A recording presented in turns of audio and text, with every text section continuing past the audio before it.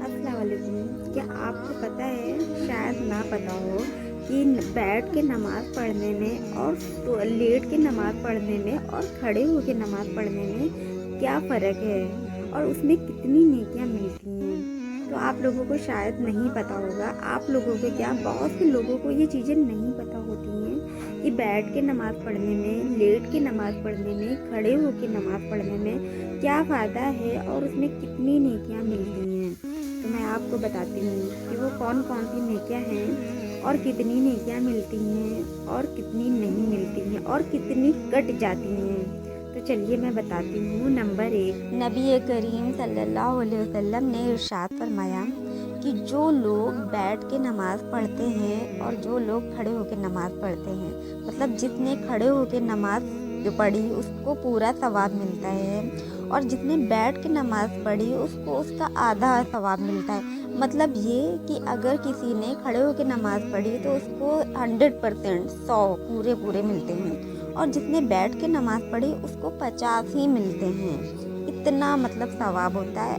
आधा आधा उसमें आपका काट लिया जाता है क्योंकि आप बैठ के नमाज़ पढ़ रहे हैं। और जो नमाज लेट के पढ़ते हैं उसका सवाब बैठने के मुकाबले में आधा है। मतलब आप समझ गए ना कि खड़े होके 100% हो गया, बैठ के उसका आधा हो गया और जो लेट के पढ़ता है उसका उससे भी आधा हो। कोई इंसान खड़े होके नमाज़ पढ़ता है तो उसे 100 नेकियां मिलती हैं और अगर बैठ के नमाज़ पढ़ता है तो 50 नेकियां मिलती हैं और जो लेट के नमाज़ पढ़ता है तो उसे सिर्फ और सिर्फ 25 नेकियां ही मिलती हैं। इसीलिए जवानी की इबादत को इतना अफजल कहा गया है। मतलब ये कि जो इंसान जवानी में खड़े होकर नमाज़ पढ़ सकता है वो बुढ़ापे में नहीं पढ़ सकता है। जवानी में इतनी ताकत होती है कि आप खड़े होकर भी नमाज़ पढ़ सकते हैं, आप बहुत दूर तक चल सकते हैं, बहुत ही चीज़ें आप महसूस कर सकते हैं, आराम कर मतलब। और जो बूढ़े लोग होते हैं, बूढ़े बेचारे जो होते हैं, वो लोग क्या करते हैं कि वो बैठ के ही नमाज़ पढ़ते हैं तो उनको तो आधा सवाब मिला ना। तो इसलिए अगर जवानी है आपकी तो आप खड़े होके ही नमाज़ पढ़िए। जितना कोशिश हो कि आप खड़े होके नमाज़ पढ़िए।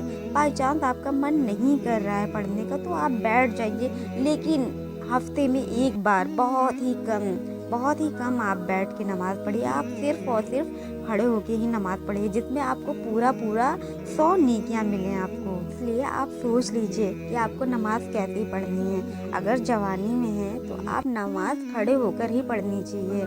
आपको क्या, हर मर्द और हर औरत को नमाज़ खड़े होकर ही पढ़ना चाहिए। अगर इंसान बहुत बूढ़ा है तो वो कमज़ोर होता है तो वो बैठ के पढ़ सकता है, मगर अगर आपको बोला गया है, अल्लाह पाक ने इतनी हिम्मत दी है खड़े होकर नमाज़ पढ़ने की, तो आप 100 नेकियां कमाइए, पूरी नेकियां कमाइए, खड़े होकर नमाज़ पढ़िए। और ये वीडियो और लोगों को इतना शेयर कीजिए कि और लोगों को पता चले कि खड़े होकर नमाज़ पढ़ने में कितना फ़ायदा है और बैठ के और लेट के कितना।